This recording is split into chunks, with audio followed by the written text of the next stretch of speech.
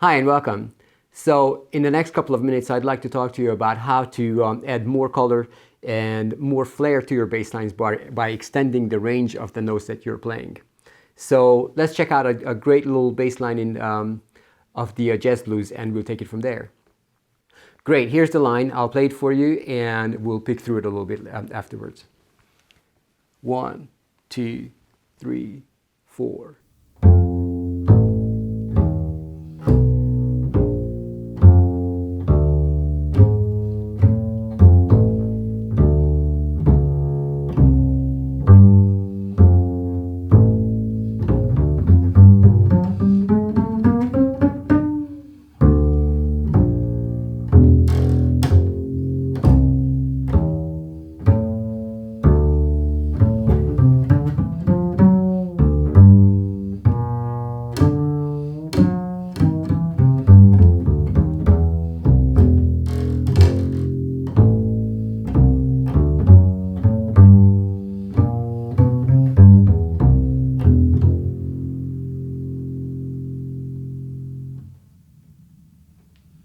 So most of this line was just playing through chord tones. You know, you have the normal jazz blues progression, and I have played through the chords in their succession, pretty much using nothing more but the chord tones. But in a few places where I had the time, I extended on one chord. For example, if we go back to this line, I'm not going to talk to you about the whole chorus here, but going to the fifth bar of this line here, there is a B flat 7 chord, and that B flat 7 chord appears for 2 bars. So that allows you a lot of time to extend on the range of that chord.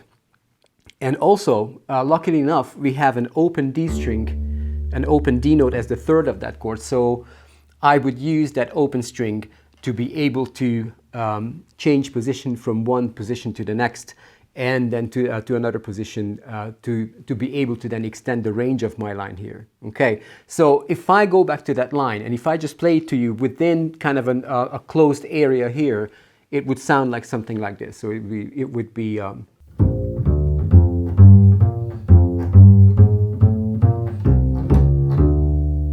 so those are actually the exact notes that I played, just extended through the range of the instrument. So eventually I would go from a B flat to D to the F, using that D note there. Now I would use an open G note, which is not particularly, it is not a chord tone, but it is the 13th note of this chord here. So it's fine to use that G or the 6th note.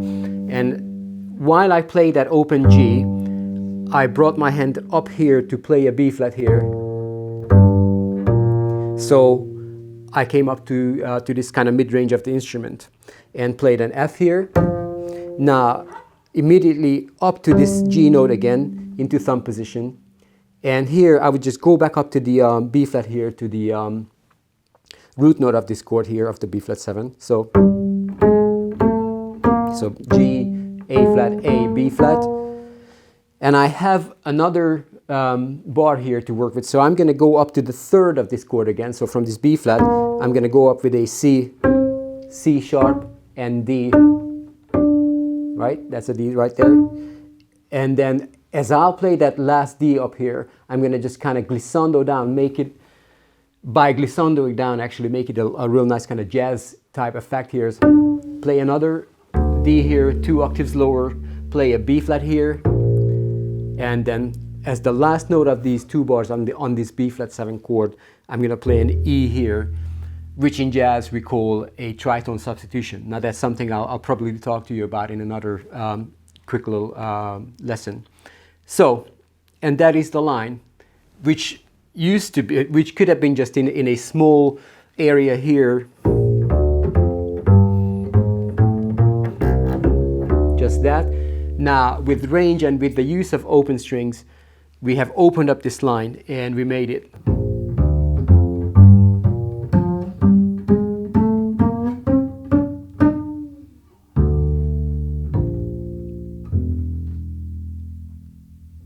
This really great big line here that actually covered most of the instrument, coming from this, or coming to this open E note here from this D. So we covered a lot of the range of this instrument here. And by doing so, I think I've probably said this before, but you give a lot more color and flavor and just sonic interest to your line. Okay. Now, there is another area here. Actually, there are a couple more little things in this line that I'm going to quickly have a look at with you. So we go on in this jazz progression, and we arrive to a sixth chord at some point. I think it is the ninth bar. Yeah, probably the ninth. If it isn't, forgive me. So this and this sixth chord in this F blues will be a D7 chord. So here I started on the open D, then played a couple of triplets on the second and third beat of the bar. So we just go from an A back to an open D. While I played that open D in that triplet, as part of that triplet, I would come up to a C with my first finger. So 1, 1, 2, 3, and now play a D again on the third beat, and a triplet going up to the third of this D7 chord. So we'll play a D, E, E sharp, F sharp, and then just squeeze in a little D again at the end before I would go to the next bar, which will be a G minor chord. So this particular bar here, this D7, is D, A, D, C, D, E, E sharp, F sharp, and then you will continue up to the onto the next bar, the G minor bar, which is not much to talk about. We are kind of in the same range there, in the same position. So G, just play the root, the third and the fifth of that bar.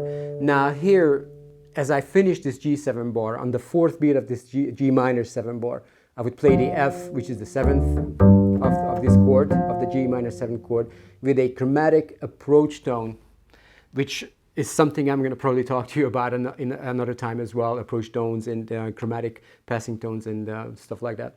So I'm going to tie this E flat here to an E, which is a new bar here, and marks a C7 chord here, okay?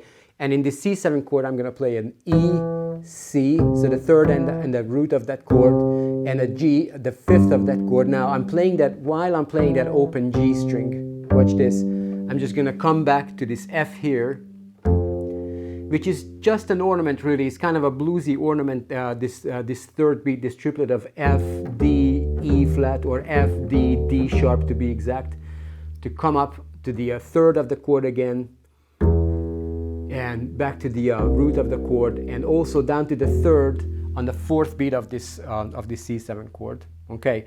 And that E, voice leading wise, will tie us really well back to the F, which then will start the last two bars of this progression, a 1-6-2-5 turnaround kind of thing. Now the turnaround again is something that I will talk to you in a separate lesson. Okay. So the whole thing about extending your range and how to do it is extending your range gives you a lot more color. You're playing through a lot of different frequencies than just staying in one place. You'll get a lot of flavor and character to your lines. And what you really want to get from this lesson is that you can do that really easily by playing open strings within your line. Now, the open strings give us a lot of help there, because first of all, they make us able to play or able to bring our hand to a different position while we are playing that open string without a shift. So normally you would play a shift and shift up to a next note and shift somewhere where you have to play a note. This way with the open string, you can just bring up your hand where you need to be, right? And it's very helpful technically that way. Okay. So what I recommend to do at home is that when you play through any kind of chord progressions, it can be the blues, anything else, any kind of tunes, what you want to do is look at notes within your chords that will be open strings, that will be a note of an open string. So for example, I was very lucky with this B flat 7 because I had a big D note in there. The third is an open string. You know, if you play an F7, you have an A as an open string. Let's say you play a C7, you have a G as an open string, and so on and so on. You get my point. So just experiment with these different open strings within your chords and see how you can actually use them to let you go up or ascend and come back down or descend with your lines, and that way extend the range and the character and the color and the sound of your line. Okay?